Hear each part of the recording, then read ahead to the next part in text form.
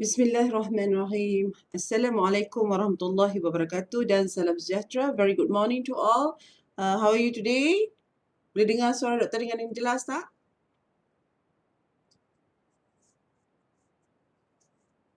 Thank you, Hafiz.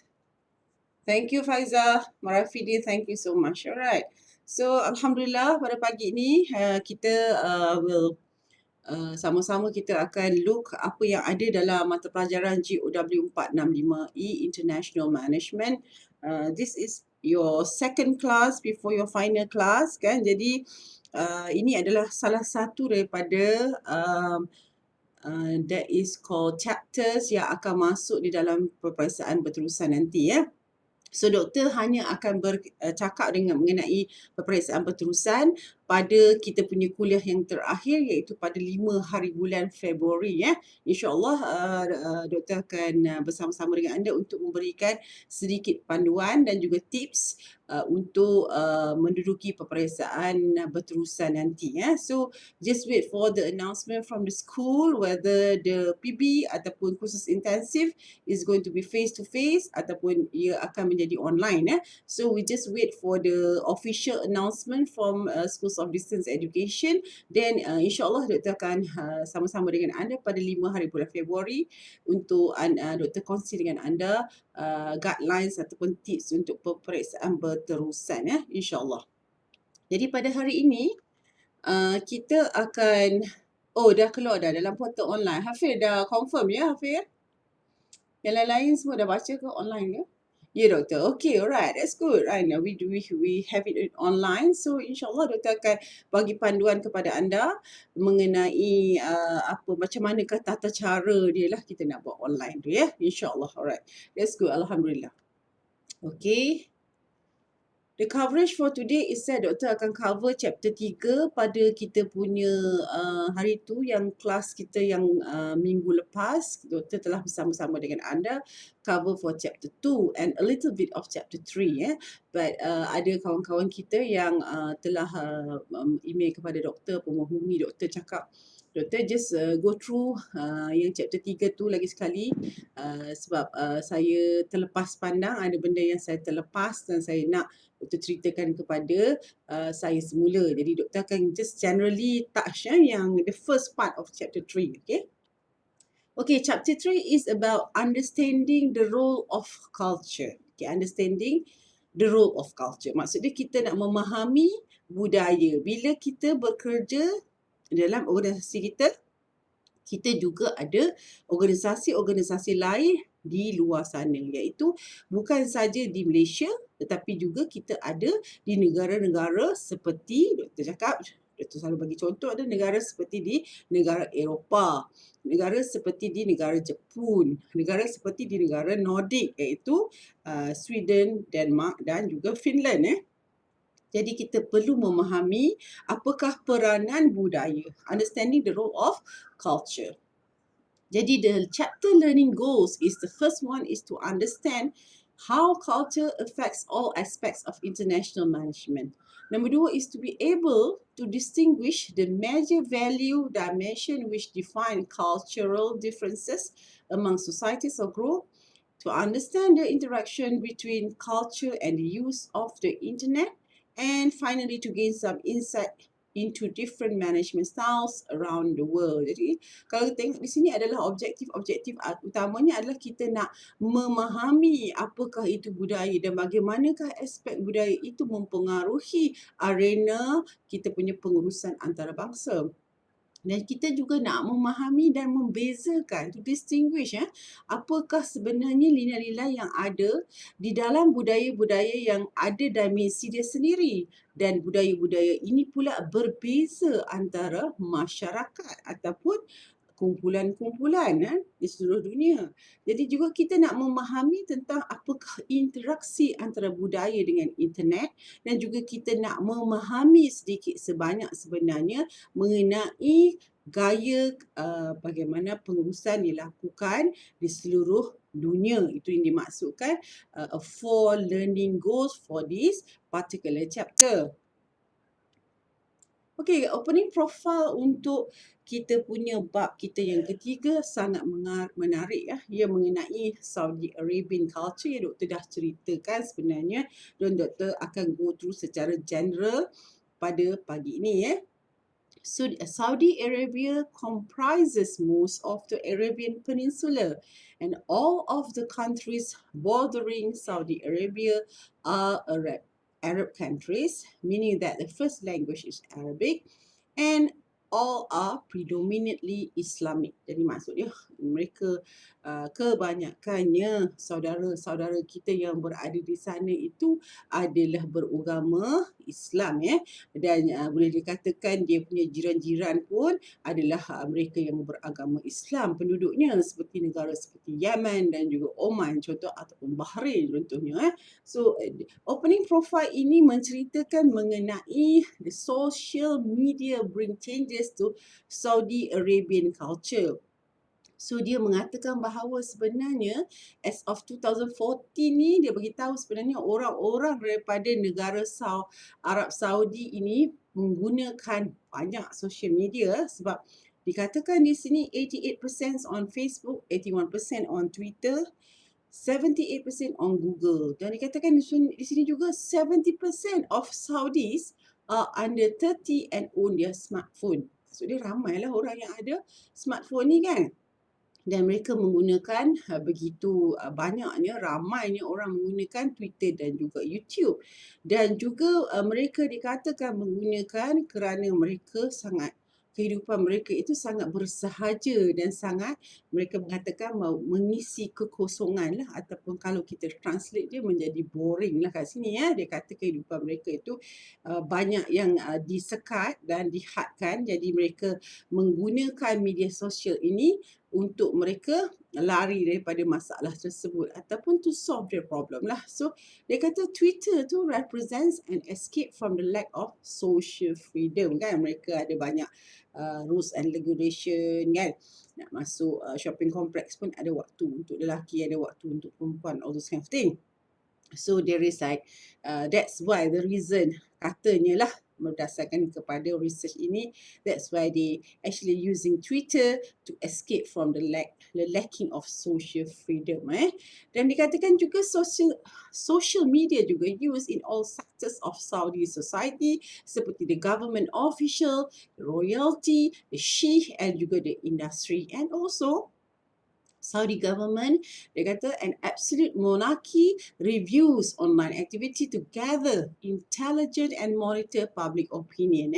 Dan juga dikatakan social media juga digunakan force for monarchy in Saudi Arabia, and it is a powerful interaction with cultural mores. Jadi maksud di sini adalah dia mengatakan bahawa dalam opening profile ini di Arab Saudi negara Arab Saudi menggunakan media sosial itu sangat penting, bukan saja di kalangan masyarakat biasa tapi juga di dalam sektor-sektor seperti disebutkan sini adalah sektor kerajaan, orang-orang atasan, sheikh dan juga di industri mereka. Ini adalah the summary of the opening profile about the Saudi Arabian culture.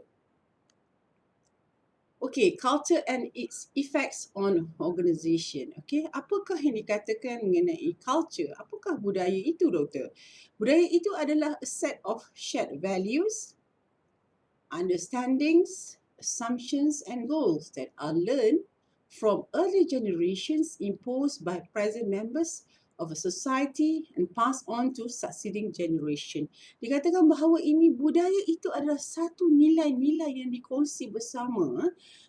Pemahamannya, kita membuat satu asumsi di situ. Dan sebenarnya semua ini kita belajar daripada kita punya generasi-generasi yang terdahulu sebenarnya.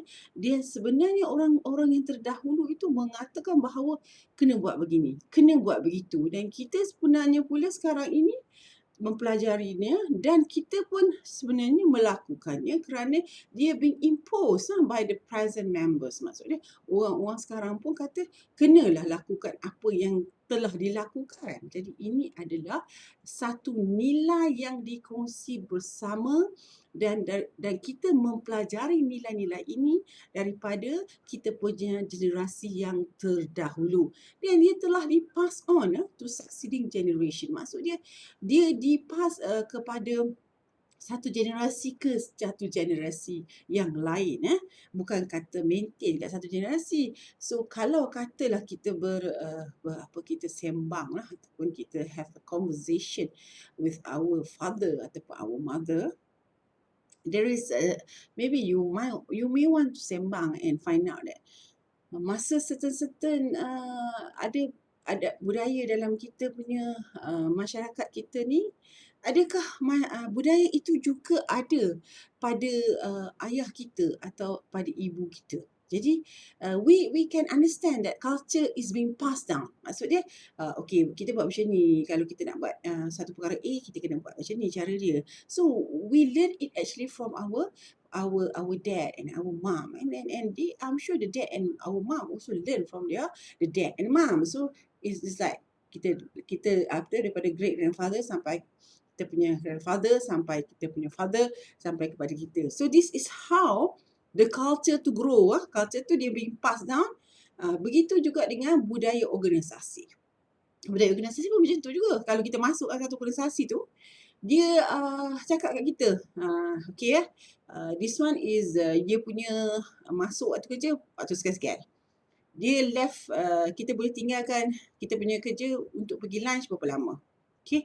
Dan ada certain hari kita kena pakai uniform contohnya. So this is the ataupun setengah-setengah masa memang kena pakai uniform sentiasa. So this is the culture sebenarnya yang kita sama-sama kongsi, yang tanpa kita sedari bahawa ini semua SOP. Bukan SOP tu sebenarnya datang daripada apa? Daripada budaya lah. Budaya tu yang menjadikan kita ada banyak SOP. So this is how it is being passed to one generation, from one organization to another organization. Dan kalau kita tengok di sini, kita belajar sebenarnya dalam kita punya pengantar pengurusan dulu, salah satu faktor doktor yang penting adalah faktor-faktor yang mempengaruhi kita punya organisasi. Kalau kita tengok di sini adalah seperti kita ada national variables, kita ada socio-cultural variable. Okay, nampak di sini yang tengah-tengah ni, kotak tengah-tengah ni adalah bagaimanakah faktor-faktor yang kat luar ni mempengaruhi kita punya cultural variable kita daripada segi values, norms and belief, and akan membentuk kepada attitude kita bekerja, kita menjaga masa sama ada pancu atau tidak, materialism, individualism and change, dan seterusnya membentuk individual and group employee job behavior, gelagat kita bekerja seperti faktor motivasi, productivity, commitment dan juga ethics. So as you can see, it's all actually environmental factors ni, environmental variables ni, dia sebenarnya affecting the management function. Maksud dia, sebab itu kita di dalam mata pelajaran ataupun kita di dalam program sebenarnya, program pengurusan, kita perlu mengetahui mengenai apakah asas pengantar pengurusan, dan kita juga perlu mengetahui mengenai international management. Kenapa dia relate dengan kita punya pekerjaan. Kita sebab semua orang-orang kita, semua pelajar kita kat sini, mereka semua dah bekerja. Kebanyakan, I would say 95% dah bekerja. Only 5% mungkin duduk kat rumah. But dia still kerja juga kat rumah. They have to have this motivation. Kalau kita dari sudut rumah, kita perlu ada komitmen dekat rumah. Kita ada productivity kita, nak kena masak kan, nak kena kemas rumah kan, nak kena basuh baju, ada productivity kan. And also kita kena ada ethics lah. Ethics kita nak jaga anak kita macam mana. So this is all actually affecting I would say seriously towards kita punya management function. That's what ini yang dimaksudkan dengan kita punya carta ni. So kalau soalan yang sama doktor tanya dalam final exam, so you all kena tahu. Kalau katalah final exam buat online, memang boleh lihat, boleh tengok, boleh sampai orang kata, doktor saya boleh peep tak? Can I just peep doktor? Boleh, tak ada masalah, you can peep. But the questions come, you have to answer and elaborate all. Maksudnya kena cerita lah supaya faham apa yang masuk dalam gambar rajah ini. Okay? culture and its effects on organization, cultural sensitivity or cultural empathy. Okay. Ia adalah an awareness of an honest caring about another's individual culture. Maksudnya kalau kita ke negara luar ataupun orang luar datang ke negara kita, mereka kenalah meletakkan diri mereka ataupun menjadi seorang yang sensitif sikit lah tentang orang punya culture. Contohnya kalau orang Amerika ataupun orang Eropah datang ke rumah kita, kita bawa dia ke rumah kita kan. Kita kena make sure that dia tanggalkan kasut dia sebelum masuk ke dalam rumah kita. So this is the cultural sensitivity, okay? Begitu juga kalau kita pula pergi ke negara luar, okay?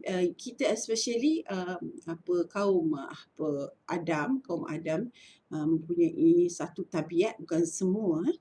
Mereka suka merenung bila ada seorang perempuan yang cantik atau perempuan yang seksi ke masuk ke dalam restoran, mereka tengok tak kedip-kedip mata mereka kan. So this is actually a cultural sensitivity to the people who are from the West countries ataupun from Europe. Jangan staring. Staring is considered rude in their country. So mereka boleh datang kepada anda and tanya, why do you stare at me? You're very rude. Dia boleh marah kat you. So you cannot do the same whatever you do in Malaysia. You do what juga dekat negara yang Dr. cakap tadi. Contohnya kalau you pergi London, you buat that kind of attitude. So that is not proper. It's not acceptable in London. But staring is not proper at all. In fact dekat Malaysia pun tak proper kan. Tapi orang Malaysia tak adalah pergi orang kata confronted that person and ask, why do you stare at me? Nobody said that, right? So kalau anda rasa macam orang tengok anda lama sangat, biar je lah, anda akan toleh ke tempat lain kan. Tetapi orang daripada negara sana, mereka boleh tanya anda. So this is the cultural sensitivity ataupun cultural empathy yang kita kena faham bila kita melawat orang keluar negara. Begitu juga dengan culture. Okay? Culture, if you are talking about Malaysia reporting time, we come to work at 8:10 minutes ataupun 8 o'clock ataupun certain private is at 8:30. But if you're in France, you cannot come at 8:30 because they start working at 10:30. Okay, my dear? So tak payah pergi awal-awal sangat. Okay, pergilah jogging dulu pagi ataupun pergilah dia orang punya farmers market dulu ke. Pergi beli barang-barang nak masak nanti. Dia orang punya culture is that they report to at 10:30. So that is the different culture that we have. Again, and then the organizational culture is what is it? This exists within and interact with societal culture, varies a great deal from one organization, company, institution, or group to another, and represents those expectations, norms, and goals held in common by members of the group. Macam Doktor bagi contoh itu, Doktor kata kalau dekat McD kita ada nasi, dia punya original culture sepatutnya tak ada lah, tapi ada. They're selling the product, come to Malaysia, kita ada nasi lemak McD. And of course, kalau kita produce the car, dan kita nak jual dekat Malaysia, kita kena ada lah aircon. Tapi kalau kita nak produce the car, dekat contohnya negara Norway, we don't have to have aircon. It's very cold already. Kita ada heater. So that is the reason that kita kena tahu apakah yang sebenarnya budaya organisasi ini dia sangat berbeza antara satu negara dengan satu negara yang lain. Itu yang dimaksudkan dengan budaya organisasi yang dipamerkan boleh saja dari aspek pemasaran. Contohnya macam Doktor sebut tadi adalah aspek pemasaran. Lain-lain aspek ada jugalah seperti aspek human resource, contohnya cuti bersalin, maternity leave, ataupun it can be paternity leave for the dad, okay, for the husband. So dia punya amount, dia punya ni adalah different dekat Malaysia berapa hari compare dengan dekat sana. It can be sampai 2 tahun. It can be 1 year in fact. Tapi gaji jalan macam biasa. So it depends on which country that you have, you are at, and the budaya organisasi is very different or diverse from one one country to another country. Okay, cultural value dimension, we have the values here, the big one. And then we can see ada kat sini are a society's ideas about what is good or bad, right or wrong, and determine how individuals will probably respond in any given circumstances. Okay, to help managers anticipate likely cultural effects, allow for contingency management and can vary across subculture. Jadi, bila nilai ini kita adalah definisi kepada budaya, jadi kita tahu bahawa dia mestilah ada dimensi-dimensi yang berbeza yang kita akan lihat pada bab kita yang ketiga ini. Dan kita tahu bahawa dia kena mengena sangat culture ini dengan sama ada sesuatu itu baik atau tidak kan. Dan juga sebuah organisasi itu perlulah sebenarnya peka tentang keadaan semasa di mana organisasi itu berada, ataupun mereka nak pasarkan ke mana produk tersebut atau servis nak render ke which country, dan memberikan sebenarnya bantuan kepada pengurus-pengurus untuk memahami, dan mereka kena anticipate ataupun being proaktif mengetahui apakah budaya yang berada pada tempat tersebut sebelum mereka pergi, dan menyebabkan berlakunya dipanggil pengurusan secara kontingensi. Kontingensi maksud dia berubah-ubah mengikut keadaan sekeliling. Itu yang dimaksudkan dengan perkataan contingency. You akan find out contingency ni in many subjects. Selain daripada international management, dia ada juga dalam OB ataupun organizational behavior. Dia juga ada dalam psikologi because it's related. Dan dikatakan di sini juga, of course, kita dah ada culture tu dia different. Contohnya Malaysia ada budaya dia.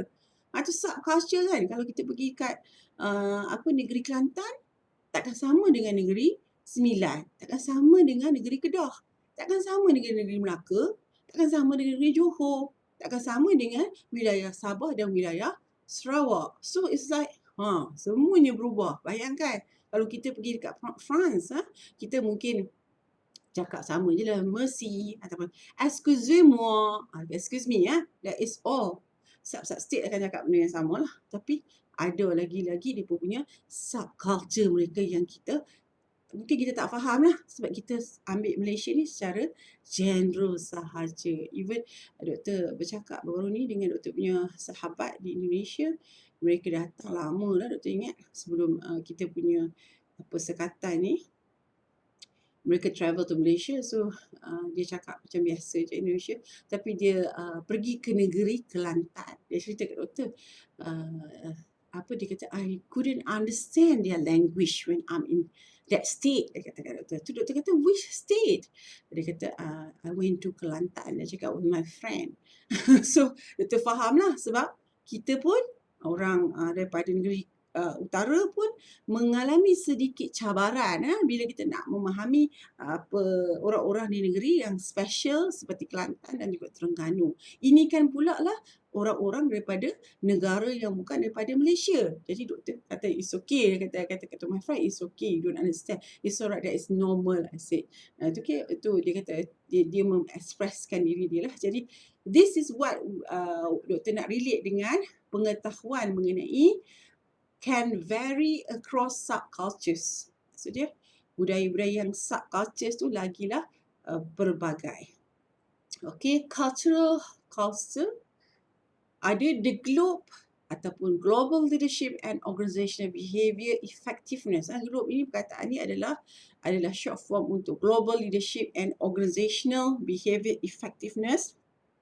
Dimensions are based on data gathered by 170 researchers over 7 years, and the data were collected from 18,000 managers in 62 countries. Okay, doktor nak bagi tahu, Globe ni adalah satu research yang dilakukan, projek sebenarnya. Dan projek ini sebenarnya sangat-sangat penting, dan juga data dia collected daripada 18,000 manager. Jadi doktor rasa anda akan faham jika anda di tahun akhir dan mengambil mata pelajaran projek pengurusan, kerana nak dapat 50 orang jawab kuesioner anda pun susah. Ini kan pula 18,000 orang. Jadi, does this particular research is important? Yes, it is important. Is it difficult to get the data? Yes, it is difficult to get the data. So, hence, research ini atau globe project ini sangat-sangat important or penting ya. So dalam globe research project dimensions, dia ada 4 dimension. Yang pertamanya adalah assertiveness concerns how much people are expected to be tough, confrontational and competitive versus modest and tender. Low assertiveness countries have sympathy for the weak and emphasize loyalty and solidarity. Okay, dimension yang pertama adalah assertiveness ataupun ketegasan. Ini adalah mereka yang dikatakan bersifat seperti inilah. Tough, okay, strong, kuat kan, confrontational. Boleh je kalau kita nak orang kata bukan bertelagah lah, macam orang kata berdebat dengan dia kan. Dia bersifat mempunyai sifat daya saing yang tinggi berbanding dengan orang yang lemah lembut dan juga orang yang sederhana. Jadi negara-negara yang mempunyai assertiveness yang tinggi adalah seperti Greece, Austria dan Germany. Dan negara-negara yang tak suka nak orang kata confrontational, satu yang konfrontasi banyak sangat, tak suka sangat, adalah negara seperti negara Japan, Sweden and Switzerland. So when you go to the you as a manager, you pergi dekat negara Germany, tak apalah kalau you tanya soalan banyak sangat. It's alright for you if you talk to your boss. Your boss is dia adalah 50 years old, you are 20s. You talk and you ask questions a lot and you disagree lots of things that your boss cakap, tak apa. Tapi kalau you pergi dekat negara seperti Switzerland atau Japan, you better keep quiet because the assertiveness is very low in that country. Itu yang dimaksudkan. Okay, next one is performance orientation. Apa itu performance orientation, Doktor? Performance orientation concerns the importance of performance improvement and excellence and refers to whether people are encouraged to strive for continued improvement. Low performance orientation countries place priority on things like tradition, loyalty, family and background. They associate competition with defeat. Okay, orang yang mempunyai, yang suka sangat kepentingan kepada melakukan penambahbaikan di dalam prestasi mereka. Mereka sentiasa bercakap mengenai kecemerlangan. Negara-negara ini adalah seperti negara Amerika, US, Hong Kong and Singapore. Okay, negara yang low ni adalah negara seperti Russia, Argentina and Italy. Okay, mereka adalah negara-negara yang meletakkan dan mempercayai bahawa berorientasikan low performance itu lebih baik. Iaitu mereka lebih kepada seperti tradition, loyalty, family and background. So this is negara-negara seperti Russia, Argentina dan Italy. The next one is about the future orientation dan juga human orientation. Alright. Future orientation ini adalah negara-negara yang mempunyai perancangan yang sangat jauh, sangat lama, long term planning. Okay, they like to know what's going to happen in 10 years time. Okay, so mereka adalah negara seperti Netherlands, Switzerland dan Singapura.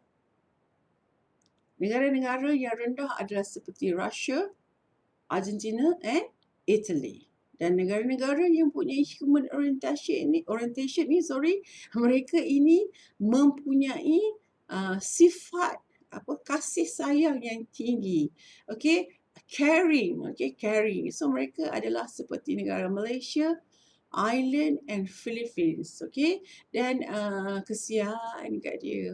Kita bagilah peluang kepada dia. Kita kesian kat dia. So Malaysia is high on this. Alright, low adalah negara yang rendah seperti Germany, Spain and France. Okay, maksud dia tak kasih chance ni lah ni kan. France, you don't do your work well, so I think you're supposed to be transferred lah ke negara luar. Okay, this is low on the human orientation. So ada, to repeat again, dia ada assertiveness, performance orientation, future orientation, and also human orientation. Okay.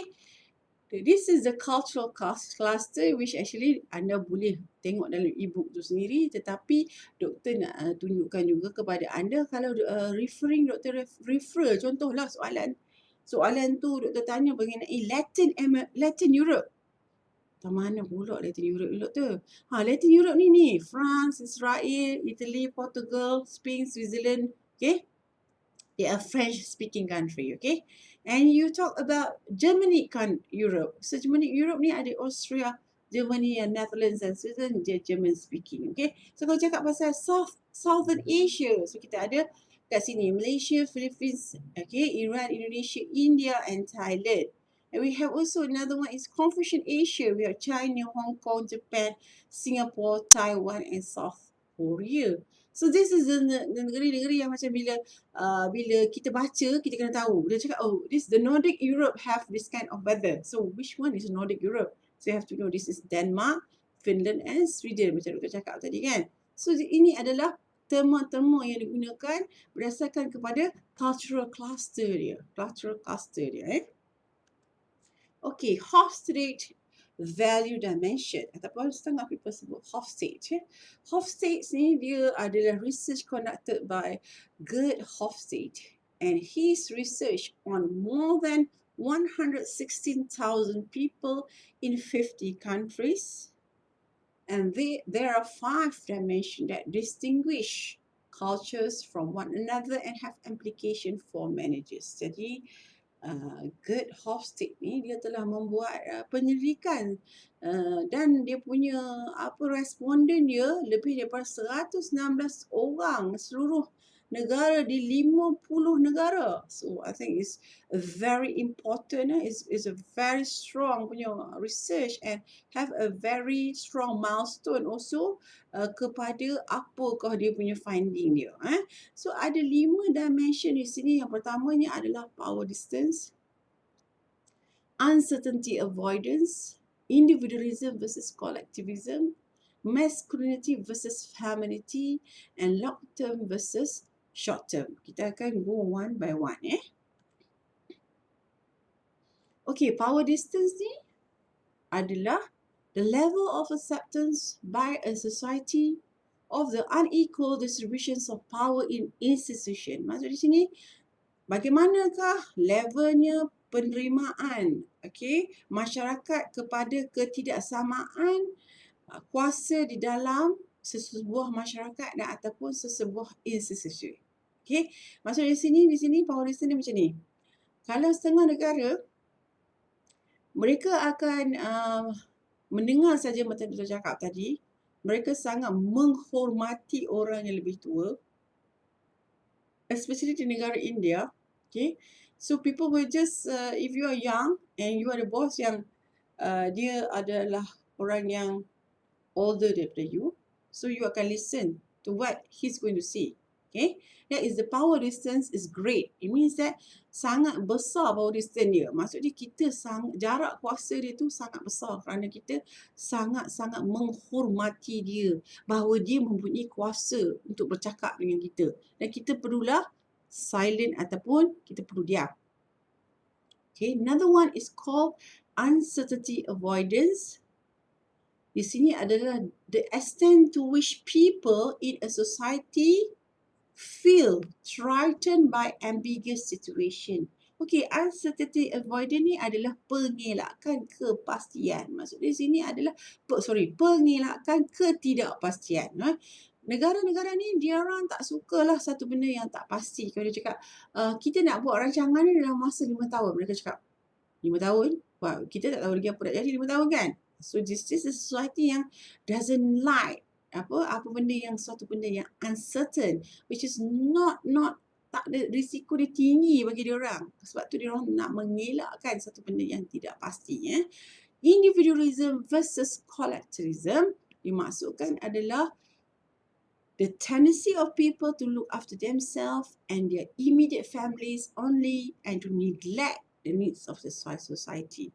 Collectivism pula adalah desire for tight social frameworks, emotional dependence on belonging to the organization, and a strong belief in a group decision.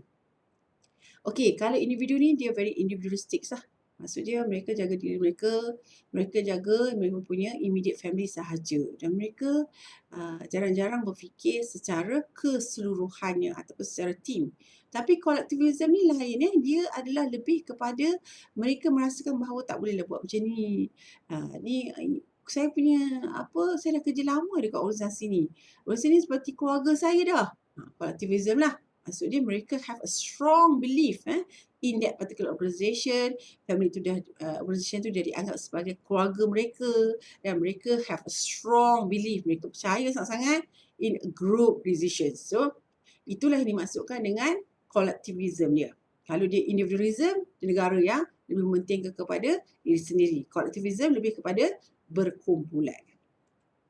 Jadi negara manakah yang mempunyai high and low in power distance? So negara high di sini adalah seperti nampaklah Malaysia. Malaysia kan kalau kita bos kita cakap, kita tak cakap banyak kan. Kita senyap saja. So Malaysia lah. Low dia adalah seperti di sini adalah kita nampak di sini Austria dengan Israel di sini. Lalu Denmark, okay. So UK, okay. I'm not going to listen to you. I'm going to say it out, okay. Alright. So this one about yang ni kita nampak adalah seperti desire for stability ni. Doktor kata tadi tak maulah ketidakpastian tu adalah seperti Japan, tembus sini, dan low adalah seperti Singapore. Okay.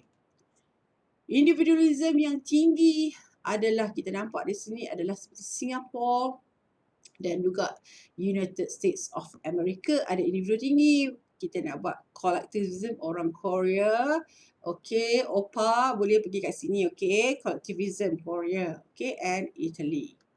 Alright, masculinity versus femininity adalah masculinity refers to the degree to which traditionally masculine values seperti assertiveness, materialism, and lack of concern for others prevail.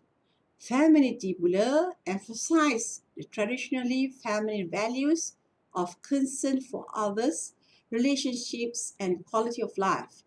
In more feminine cultures, one tends to find less work-family conflict, less job stress, more women in high-level jobs, and a reduced need for assertiveness. So, kau nampak di sini kalau masculinity ni, okay, masculine versus femininity, kita ingat kita kalau jawab soalan kita tak payah translate lah ni masculinity versus femininity. Maksud dia kalau masculine ni lebih kelakian dia tu, okay, orang kata ketegasan dia tu sangat tinggi lah, assertiveness kan. Tetapi femininity ni kelembutan lah kan, dia lebih kepada dikatakan bahawa dia lebih kepada menjaga perhubungan, quality of life, okay. Dia kurang lah ada work family conflict kan. Dia juga katakan negara yang ada femininity yang tinggi mempunyai lebih ramai wanita yang memegang jawatan-jawatan yang tinggi di dalam sesebuah organisasi. Jadi negara yang dinampak di sini adalah you can see the one masculinity there is high, is more assertive is Japanese people, and we have the one that's this one is Sweden. You can see dia punya tu is this one is more to assertive and this one is more relational, lebih kepada hubungan kan. Okay, another one is long term versus short term. Okay, another dimension dalam Hofstadter ni ada long term versus short term.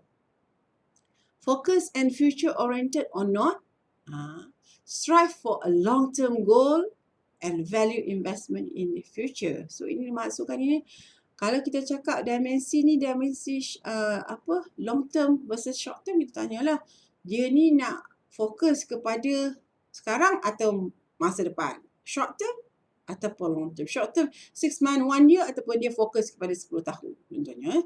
Adakah dia strive for long term goal? Adakah dia value investment in the future? So, as we can see, negara yang value the long term is negara China. Okay? And negara yang low is, for example, is in in the Africa, even UK also masuk dengan negara yang low orientation. So this is the 5 dimension or value dimension yang ada dalam half states. 5. Okay, another one is called trumpetness.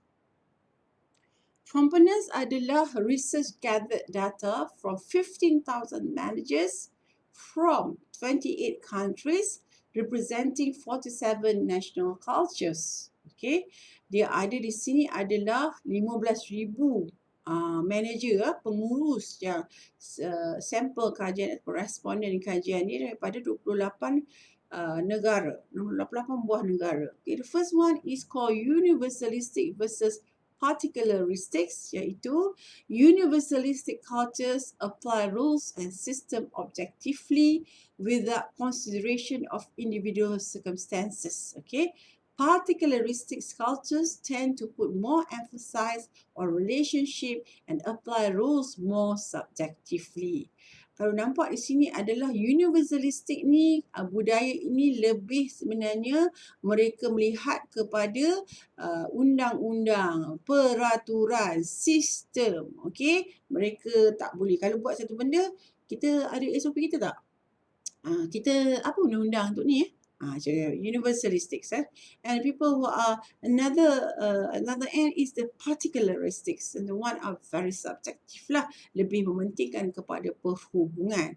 The second one in trumpetness is called neutral versus affective emotion, where the affective cultures tend to express emotions openly, whereas neutral cultures do not. Maksud dia orang yang, negara yang efektif ni, affective emotion ni lebih mengekspresi mereka punya emosi-emosi mereka secara terbuka berbanding dengan negara yang mengamalkan budaya neutral. As you can see, negara yang neutral yang tidak memberikan ekspresi adalah negara Japan dan UK. Negara yang efektif di sini, as you can see, Italy, China and Spain is here. They really express, okay? But this is the one got to do with the particularistics ataupun universalistics. As you can see, Singapore is very particularistics and Spain, and whereas US and Germany is universalistics, very confirmed rules and regulation, as you can see. Another dimension from trumpetness is called specific versus diffuse. Okay, it means the people in specific cultures compartmentalize their work and private life, and they are more open and direct. Okay, in diffuse cultures, work spills over into personal relationship and vice versa. Maksud di sini, kalau spesifik, kita tak campur adukkan antara kerja dan private life. Tetapi orang-orang daripada negara seperti diffuse country ini, mereka boleh, tak ada masalah. Bawa aja. Nak pergi sembang pasal kita punya projek A, jom kita pergi restoran kat ujung sana, kita sembang. Ni negara diffuse. So the fourth one in trumpetness punya dimension is called personal versus society. It is in achievement-oriented cultures, individual achievement is the source of status and influence. In ascription-oriented cultures, status and influence come from class, age, gender. Example, hiring in Indonesia is more likely to be based on who you are than in the case of Germany, UK or Australia. Maksud dia, sama ada anda ini personal atau society punya negara. Kalau personal, macam Indonesia lah, macam kita kat Malaysia juga ada macam ni, ada juga kan. Setengah-setengah kes yang kita mengambil orang bekerja berdasarkan kepada who you are. It's not whatever in your resume. Example, tapi ini bukanlah berlaku di negara seperti United Kingdom contohnya, ataupun Germany, ataupun Australia, where you punya the rules and regulation tu sangat specific. You have to go to the website. You tak boleh melalui mana-mana individu dalam organisasi tersebut untuk memohon sesuatu pekerjaan. Jadi katakan di sini adalah untuk privacy in relationship, you can see the UK people is very high and we have the low people is China, negara-negara daripada negara China. Dan high untuk source of power is US and UK is high, and lebih mementingkan kepada society is China and Japan. Source of power and status. The internet and culture. Excuse me. Over 92% of Korean homes have high-speed internet service. Orang Korea ada banyak, 92% tau mereka punya rumah mereka ada high-speed internet service. 92%. Sweden requires all databases of personal information to be registered with the Data Inspection Board. Dia Federal Regulatory Agency, mereka punya SOP kena register dekat Data Inspection Board. And about 75% of the world's internet market live outside the United States. Website must reflect local markets, custom, language and currencies. Maksud dia di sini adalah kita kalau nak design a website, kita kenalah design website tu dengan mempamerkan ataupun menunjukkan bahawa apakah custom kita, adat kita, kita punya bagaimanakah, apakah bahasa yang kita gunakan. Contohnya kan, kalau kita selalunya nak melawat satu negara, kita tengok website daripada dia orang punya kementerian mereka akan adalah tourism board, mereka akan ada website ni. Kalau nak pergi negara Jepun, apa benda yang kena ada, the do's and don't. Apa ada yang kena ada nak pergi kalau nak pergi negara Korea contohnya. So this is all the internet have to have a very steady information and also have a formal information regarding that particular country. Itu yang dimaksudkan dengan apa yang perlu dimasukkan di dalam maklumat-maklumat yang perlu ada di dalam sebuah negara punya website. Okay, that is the requirement. Ada setengah negara seperti Sweden, dia kena melalui Data Inspection Board. Okay, mereka punya badan yang menjaga, orang kata daripada segi kerahsiaan data dan seterusnya lah.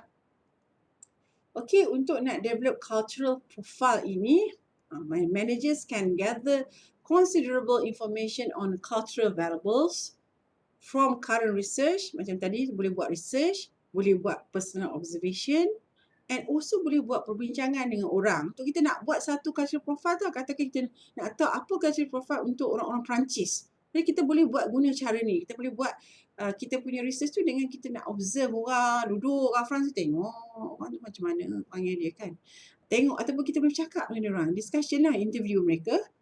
So managers can develop a cultural profile of various countries. Managers can use this profile to anticipate drastic differences that may be encountered in a given country. And it is difficult to put together descriptive cultural profile in other countries unless one has lived there and be intricately involved with those people. Maksudnya kita nak tengok je tu tak boleh nak ingat. Kita kena hidup di sana. Kita kena melalui budaya-budaya dan nilai-nilai di sebuah negara itu untuk kita faham sebenarnya apakah sebenarnya budaya kerja mereka ataukah budaya-budaya yang lain tak berkaitan dengan kerja. We cannot just simply orang tik-tik-tik, tak boleh. Kita kena duduk kat sana, kena tinggal kat sana, stay over there, okay. Kita mingle dengan orang kat sana, be in their society so that we can understand the culture dekat negara tersebut. Okay, jadi susahlah sebenarnya kita nak develop cultural profile ni kalau kita tak tinggal kat sana. Itulah dia punya gist of this particular slide. Okay, doktor bagi contoh di sini seperti Japan and also Germany. Kita ada war, peace and harmony, kan? A mix of authoritarian and communism in the workplace. Emphasis on participative management, consensus and duty, and open expression, and conflict discouraged. Nampak? Konflik tak digalakkan. Dia tidak digalakkan.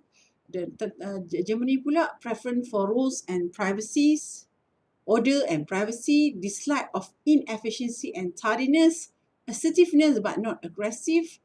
Organizations are central but still favor consensus decision making. Maksudnya kalau kita kerja kat negara Jerman, kita boleh buat, kita tak payahlah buat individual decision making, kita tunggulah mereka membuat keputusan secara berkumpulan, kan? Itu yang dimaksudkan dengan perbezaan antara budaya di negara Jepun dan juga negara Jerman ataupun Germany. And then what about the Latin America? Latin America pula, it is not homogeneous, but common similarities, being oriented compared with doing oriented, and work and private life are more closely integrated and very important to maintain harmony and safe space. Seperti negara Peru, negara Venezuela, so this is all the negara-negara yang sebenarnya mereka punya kehidupan yang formal seperti di tempat kerja dan mereka punya personal life selalunya kena mengena. Kebanyakan mereka mempunyai family business, jadi mereka, separate, susahlah nak separate antara kerja dengan keluarga kan, sebab dah itu pun that particular syarikat pun milik keluarga kan. So this is what is it happening in Latin America. Okay, business in Brazil pula, di sini kalau tengok di sini, almost everyone has a combination of European, African and indigenous ancestry. Banyak sangat dia punya keturunan dia kerja daripada situ berpelbagai. Individual relationship are important. Brazilians take time when negotiating. Dia ambil masa untuk membuat satu-satu perundingan. Brazilian business is hierarchical and meetings are required. Jangan kita dekat bawah buat keputusan untuk orang-orang di top managers, tak boleh, kena ikut hierarchy. Avoid confrontations, dress well and conservatively. Business card are exchanged. Having your business card printed in Portuguese on the opposite side is a good idea. Maksudnya, ini adalah kalau kita nak pergi ke negara Brazil dan kita nak melakukan perniagaan di sana, kita perlulah memahami budaya-budaya seperti salah satunya adalah kita kena dress well. Pakai baju lawa-lawa, jangan pakai t-shirt dengan jeans saja, tak mau. Kita kena ada business card kita, tapi dekat belakang tu kita ada pula nama kita ataupun alamat kita tu dalam bahasa Portugis. So, dan Brazil ni ambil masa bila kita nak membuat keputusan. So, janganlah tiba-tiba turun je kat airport, pergi jumpa tu buat keputusan. Tak boleh lah. Jangan macam tu. Kita kena duduk lama dulu. Dia panggil pergi rumah dia makan dulu. Dia panjang sikit lah Brazil punya cara adalah sangat berbeza lah dengan orang-orang kita daripada negara Amerika. It's too different. Another one is bagaimana pula dengan Chinese family business.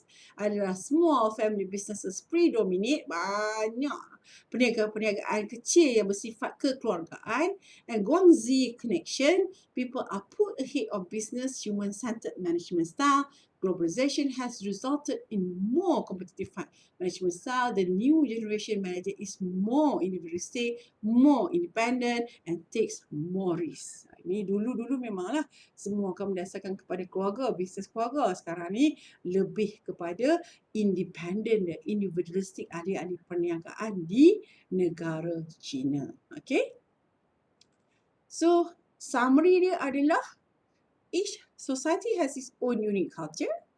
Managers must develop cultural sensitivity.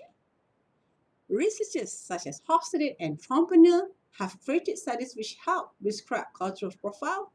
Globe Study created a body of data on the cultural dimension, and managers can use research results and personal observation to develop cultural profiles of country. Maksud di sini adalah budaya itu penting. Budaya sebagai seorang pengurus kita perlu memahami bagaimana sensitifnya untuk kita memahami satu-satu budaya sebelum kita masuk ke negara tersebut, atau sebelum kita venture out, ataupun sebelum kita branch out kita punya office dekat sana. Okay? Dan juga seperti researcher seperti Hofstede and also Trompener telah melakukan satu penyelidikan yang sangat berguna kepada kita untuk kita memahami sebenarnya serba sedikit mengenai profil satu-satu budaya di sebuah negara.